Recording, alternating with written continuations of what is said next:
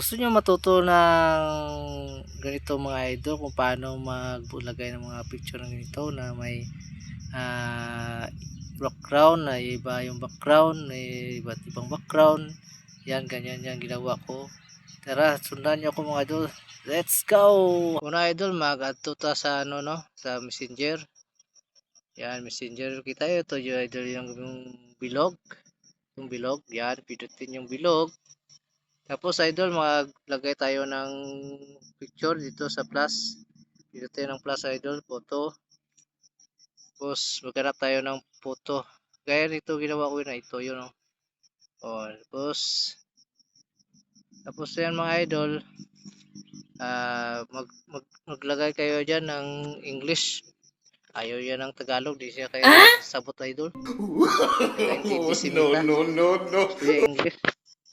Ako naglagay ko, sabi ko please give me beautiful background like paano mag-English ba yun? English like sa ano kung gusto na to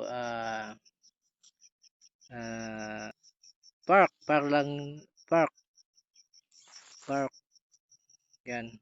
Tapos itong araw pinutin yan para mag-loading, mag-generate si Meta. Ayan idol, di ko makita, pinutin na lang natin yung photo, tapos use. Ayan, ng park.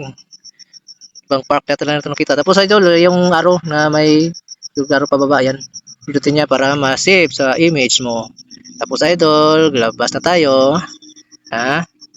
Tapos magpunta tayo sa Facebook. Maglagay tayo doon. Ibawa dito sa image. Ayan. Post image. Ganyan lang mga idol. Pwede tayo maglagay dyan. Pwede tayo maglagay ng text. Pwede tayo mag-text at tapos nasa park na kami.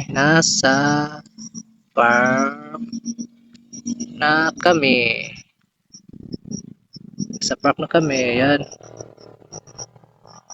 Source. Let's see. Plastic. Yan. Dan tama na yun. Ganyan. Ayan. Tapos idol. Dan. Pwede nyo may post yan. Maglagay kayo dyan. Minsan lang tayo magpunta ng park. Minsan lang kami sa park. Ayan. Tapos hashtag post 25. Yan, post na mga idol ha. Yan, next. Tapos post. Yan mga idol ha. Tingnan nyo. Loading pa yan idol. Yan idol, di ba? Nasa park tayo. Kahit photo lang yan. Thank you for watching mga idol. Pakishare ng video para daghan po tayo makabalo.